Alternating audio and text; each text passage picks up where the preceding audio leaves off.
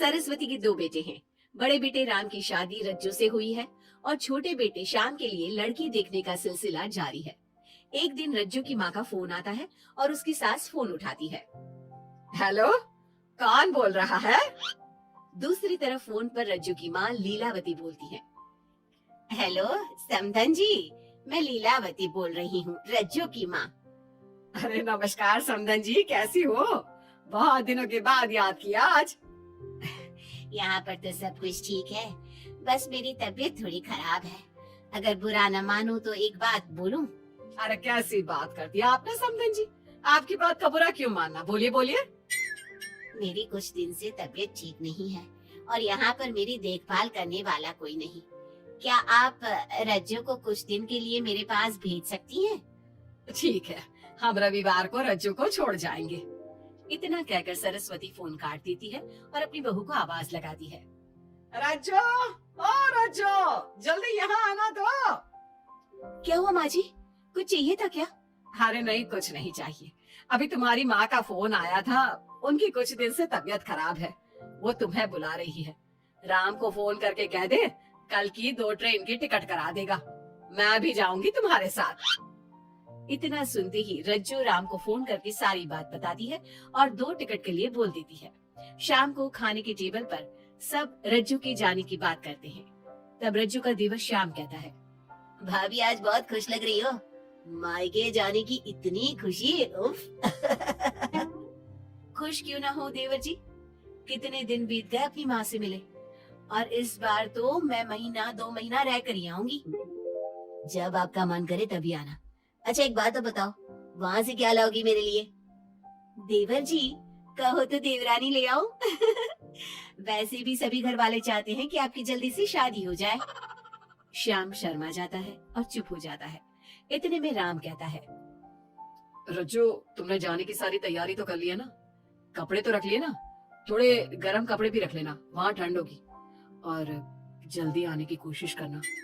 ठीक है, मैं जल्दी आने की कोशिश करूंगी बस। अगली सुबह दोनों जाने की तैयारी करने लगी। राम उन्हें स्टेशन छोड़कर घर वापस आता है।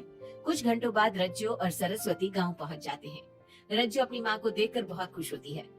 माँ, आप अपना बिल्कुल भी ध्यान नहीं रखती, कितनी कमजोर हो गई हैं आप। अब बेटा क्या ध्यान रखूं, उम्र भी तो हो गई है, ये बीमारियां तो लगी रहेगी। बहन जी आइए आइए बैठिए, मुझे बहुत अच्छा लगा कि आप भी यहाँ आई।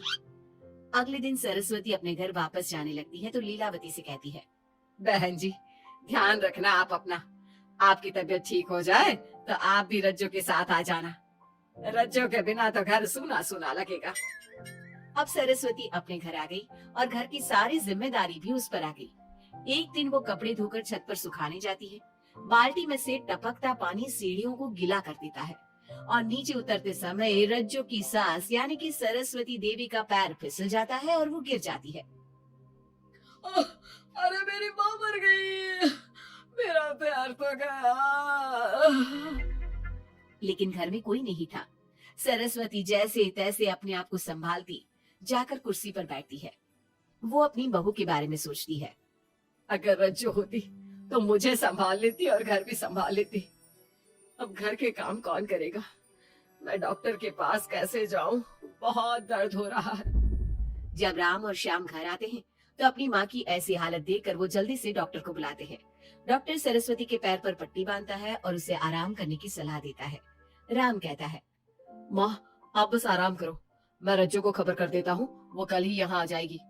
अरे रहने देना बेटा, उसकी माँ की तबीयत ठीक नहीं है, कुछ दिन में वो खुद ही आ जाएगी, उसे परेशान मत कर। माँ अब हमें श्याम की भी शादी कर देनी चाहिए। कभी घर में कोई ऐसी परेशानी आती है तो कोई तो होगा घर संभालने वाला। आप और रज्जू की घर के कामकाज में मदद भी हो जाएगी। कुछ समय बाद श्याम की शादी सीमा से हो गई, लेकिन सीमा ने तो आते ही घर में क्लेश शुरू कर दिया। वो छोटी छोटी बातों पर लड़ती और उसे देखकर रज्जू का भी बर्ताव बदल गया। एक दिन सीमा सुबह उठने में लेट हो गई और रज्जू ने नाश्ता बना दिया। सभी अपने अपने काम पर चले गए। जैसे ही सीमा अपने कमरे से आई तो रज्जू ने कहा, तुम साफ सफाई कर लो, मैं कपड़े धोने जा रही हूँ, जल्दी काम हो जाएगा। रज्जू की बात सुनते ही सीमा आग बबूला हो गई और कहने लगी, आज मैं उठने में लेट क्या हो गई? आप मुझ पर हुक्म चलाने लगी। मुझसे कोई इस तरह से बात करिए, मुझे बिल्कुल भी पसंद नहीं है। अरे सीमा, ये किस तरह की बात कर रही हो तुम मुझसे? मैंने कोई हुक्म नहीं दिया तुम्हें। मैं तो बस काम को जल्दी खत्म करने की बात कर रही हूँ। उन दोनों की नोक झोंक सुनकर सरस्वती बाहर आ जाती है और दोनों को समझाती है। शाम को सब एक साथ खाना खाने लगे, लेकिन खाने के बाद जब सब अपने कमरे में चले जाते हैं और खाने के टेबल पर थाली यूं ही छोड़ देते हैं, सरस्वती को ये देखकर बहुत गुस्सा आता है। वो दोनों बहुओं को बुलाकर कहती है, तुम सब खाना खाकर चले गए, अब ये बर्तन कौन उठाकर रखेगा? मेरे लिए छोड़कर गई हो सारा काम। तुम दोनों को शर्म नहीं आती? अब दोनों बहुएं एक दूसरे के ऊपर बात टालते हुए फिर लड़ने लगी। ये देख सरस्वती परेशान हो गई। उसने दोनों को डांटा और उन्हें अपने कमरे में भेज दिया। सरस्वती ने जूठे बर्तन धोए। कुछ दिन इसी तरह चलता रहा।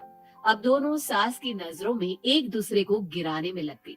माँ जी, जब भाभी फोन पर बात कर रही थी ना, तो कह रही थी मैं अपनी मायके चली जाऊंगी तो देखते हैं कि कौन काम करता है। और ये हम सबकी बुराई कर रही थी वो।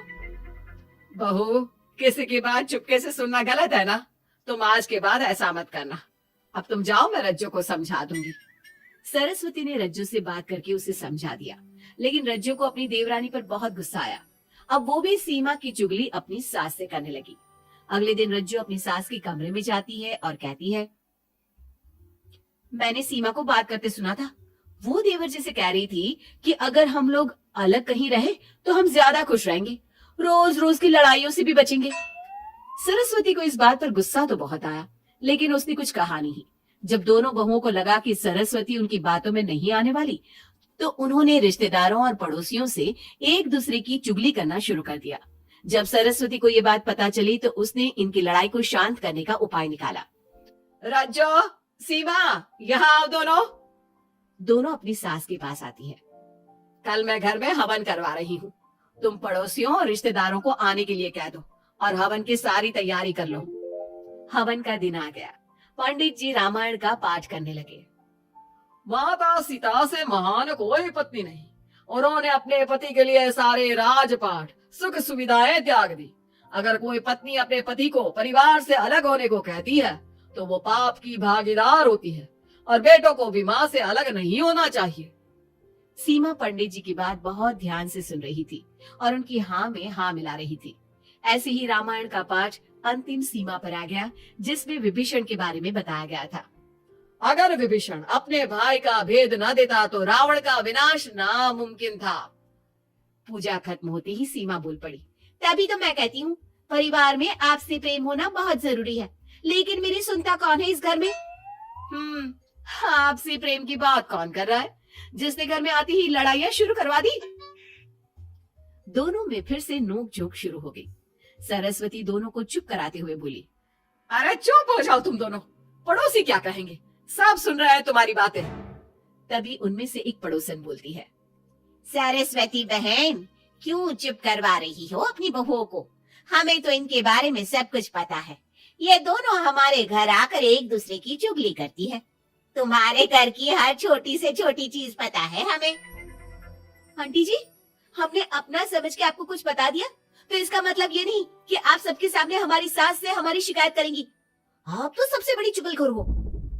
सीमा की बात सुनकर सभी पड़ोसन उन्हें बुरा भला कहने लगी। उनकी बातें सुनकर दोनों बहुएं सबके सामने बहुत शर्मिंदा हुई।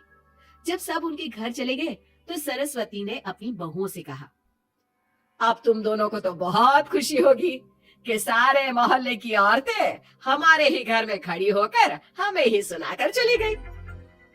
हमें काफी साल हो गए यहाँ रहते हुए, लेकिन आज तक किसी में भी इतनी हिम्मत नहीं थी कि हमसे ऊंची आवाज में भी बोल पाए। लेकिन आज तुम दोनों की वजह से ये सब हमारी बुराई कर रहे हैं। तुम दोनों ने ये सब अच्छा नहीं किया। सीमा, तुम्हारे इस घर में आने से पहले हम सब बहुत प्यार से रहते थे, लेकिन ये सब लड़ाइयाँ तुम्हारे आने के बाद शुरू हुई है। आज के बाद तुमने घर में किसी से भी झगड़ा किया तो मैं तुम्हें तुम्हारे मायके छोड़ाऊंगा, समझी तुम? ये बात सुनकर सीमा रोने लगी और सबसे माफी मांगने लगी। पंडित जी भी ये सब देख रहे थे। उन्होंने सबको शांत करवाया। कृपया आप सभी शांत हो जाइए, गुस्से से तो बात और बिगड़ जाएगी। अगर आप दोनों बहुएं मिलकर रहती, घर की बात घर में रखती, तो कोई आपसे कुछ कहने की हिम्मत नहीं करता। आज आपको इस बात का एहसास तो हो ही गया होगा। औरत ही तो होती है जो मकान को घर बनाती है। अब भी कुछ नहीं बिगड़ा, आप दोनों प्यार से रहो, आपके पड़ोसी और रिश्तेदार अपने आप चुप हो जाएंगे। पंडित जी की बात दोनों बहुओं की समझ में आ गई। अब दोनों प्यार से रहने लगी। इसी तरह समय बीत गया। अब पड़ोस की औरतें उनके प्यार की मिसालें देने लगी।